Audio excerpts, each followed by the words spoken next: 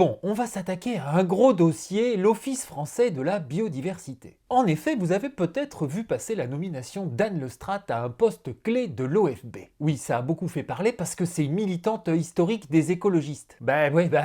C'est comme ça, hein? Ah bah ça a fait grincer quelques dents jusque dans les hautes sphères du gouvernement et une enquête est carrément en cours sur les conditions de sa nomination. Bref, j'ai traité le sujet sur Chasse éternelle, je vous mets l'article en description. Mais en faisant des recherches sur cette histoire, je suis tombé sur un truc qui m'a fait tomber de ma chaise. Figurez-vous que l'OFB finance directement des associations qui luttent tous les jours contre la chasse. Comment ça, vous me croyez pas? Eh ben, laissez-moi vous raconter tout ça.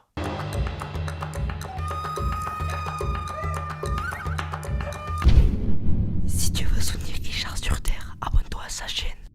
Alors l'OFB c'est quoi? Alors déjà on va commencer par le début, c'est une institution publique. Et ses missions sont donc de service public. Police de l'environnement, expertise scientifique, contrôle, accompagnement et médiation des conflits d'usage. Et sur le papier, l'OFB porte des valeurs fortes. Impartialité, objectivité scientifique, équilibre entre protection de la biodiversité et usage humain, dialogue entre les parties prenantes. L'OFB, dans toutes les polémiques autour de la place de l'humain dans la nature, et Dieu sait qui y en a, c'est l'arbitre. Et une chose est sûre, pour que ça fonctionne, il faut qu'on ait confiance en l'arbitre. Ah bah sans cette confiance, rien ne tient. Hein. Vous allez voir que la suite ne donne pas des gages de confiance évidents, hein, c'est le moins qu'on puisse dire. Alors avant d'aller plus loin, il y a un cadre qu'il faut poser. Chaque année, les chasseurs financent directement l'OFB via la redevance cynégétique nationale. Le montant est public et donc pas discutable, hein, environ 45 millions d'euros. 45 millions d'euros que les chasseurs versent donc chaque année à l'OFB. Oui, j'insiste, mais vous allez comprendre pourquoi. Parce que dans le même temps, cette même OFB a versé en 2024 la somme de 500 000 euros à France Nature Environnement. Oui, un acteur anti-chasse pour le moins zélé. Alors ces chiffres, je les sors pas de mon chapeau, hein, mais des comptes publiés par l'association. Tout ça en description, évidemment. Donc je résume, hein, les chasseurs payent, on prend leur pognon et on enfile un peu à une ONG qui porte des positions ouvertement hostiles à la chasse. Je sais pas vous, mais moi ça m'a fait bugger. Hein. Mais attendez, c'est pas tout. Selon le sénateur Laurent Duplon, l'OFB, sur sa lancée, financerait aussi l'association Génération Future à hauteur de 20 000 euros par an. Comme le révèle la revue Agriculture et Environnement, l'OFB verse chaque année des subventions significatives à des organisations partisanes. 20 000 euros à Génération Future. Ces financements interrogent sur la neutralité de l'OFB. Du pognon qui sert entre autres à faire la promotion du manuel de l'éco-résistance, un journal de bord d'un écolo-activiste. C'est pas magnifique ça? Et ça c'est ce qu'on sait, hein. On va savoir ce qui va se planquer dans les lignes contribution publique des autres associations. Oui, il y en a qui détaillent et d'autres qui détaillent pas. Ah oui, et petit aparté, c'est pas vraiment dans le sujet d'aujourd'hui, mais bon, l'OFB n'est pas seul à financer France Nature Environnement. Figurez-vous que l'ONF, hein, qui nous pousse sans arrêt à chasser plus, leur a balancé 50 000 balles. Voilà, comme ça.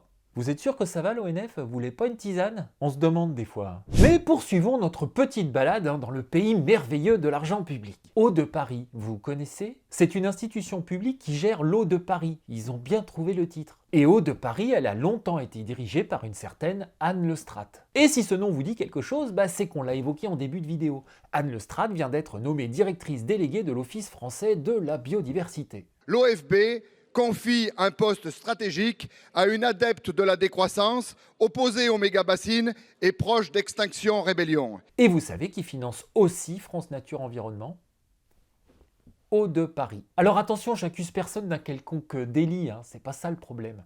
Le problème, à mon sens, il est plus institutionnel. Les mêmes profils, les mêmes réseaux, la même porosité, la même, disons, continuité de trajectoire. Tout ça circule entre opérateurs publics, ONG et institutions de régulation. Je ne dis pas que c'est illégal, je me pose la question de savoir si c'est bien sain tout ça. Bon, à ce stade de la vidéo, je vois déjà venir les arguments foireux du style « Ouais, mais l'OFB finance aussi la chasse, hein, alors ta bouche !» Alors non, mais faut expliquer. Comme je le disais tout à l'heure, chaque année, les chasseurs contribuent au financement de l'OFB à hauteur d'environ 45 millions d'euros via la redevance cynégétique nationale. Ça, c'est posé. Dans le même temps, l'OFB consacre environ 10 millions d'euros par an au financement de projets biodiversité portés par les fédérations de chasse, dans le cadre du dispositif légal d'éco-contribution. Et ces 10 millions ne font que s'ajouter aux 5 millions d'euros apportés par les chasseurs eux-mêmes dans le cadre de cette même éco-contribution. L'OFB ne finance donc pas l'activité de chasse, mais une partie des actions des chasseurs en faveur de la biodiversité. Voilà, comme planter une haie par exemple ou réhabiliter un milieu humide. Tout ça est vérifié et encadré, évidemment. Et je vous rappelle que cet argent vient directement de la poche des chasseurs. L'OFB rétrocède une partie du pognon qu'on lui donne. C'est bon, on en a fini avec le scandale de la chasse sous perfusion d'argent public? Non, parce qu'on pourrait aussi s'amuser à calculer les recettes de l'État en TVA sur tout ce que les chasseurs achètent pour chasser. Ça pourrait être drôle. Bref, dans tous les cas, on s'écarte du sujet principal. On ne peut pas comparer tout ça à une subvention publique versée à une ONG qui utilise cet argent pour lutter contre des usages encadrés et régulés. Encore une fois, le problème n'est pas juridique, il est moral. Quand le régulateur de la chasse est financé par les chasseurs et qu'il finance en retour une organisation militante qui veut faire interdire la chasse, la confiance se fout le camp. Et sans confiance, un arbitre, c'est plus un arbitre. Donc moi je vous pose la question, est-ce qu'on doit encore accepter de financer une institution qui nous marche littéralement dessus, qui fait des ponts en or à des militants de l'écologie politique, qui finance des ONG dogmatiques et activistes? Mais attendez, c'est notre pognon quand même, on est quand même en droit d'exiger de savoir ce que vous foutez avec. Je demande à l'OFB de rendre publiques toutes les subventions qu'elle accorde à des ONG. Oui, parce que oui, figurez-vous que si on sait tout ça, c'est parce que les comptes de France Nature Environnement, ils ont été publiés. L'OFB, elle, elle ne rend pas compte au public. Tout ça se passe dans le silence feutré d'un bureau de Vincennes. Non mais sans déconner, vous nous avez pris pour des vaches à lait ou quoi? Vous croyez qu'on n'est pas en droit de l'avoir un poil mauvaise? Et que les choses soient claires, moi je me suis servi de chiffres publics pour réaliser cette vidéo. J'ai aucun moyen d'aller creuser plus avant. Donc si ça vous pose problème, expliquez, c'est tout ce qu'on vous demande. Et tant que vous expliquez pas, on commente ce qui est visible. Voilà, Tata Rachel elle est en colère, je te dis pas. Oui Tata, c'est ça. Ton pognon finance France Nature Environnement. Oui Tata, France Inter aussi, mais c'est un autre sujet. Voilà, j'espère que cette vidéo ne restera pas lettre morte. En attendant, abonnez-vous, likez, partagez. Merci à tous ceux qui me soutiennent sur Tipeee. Puis je vous dis à bientôt sur Terre ou ailleurs.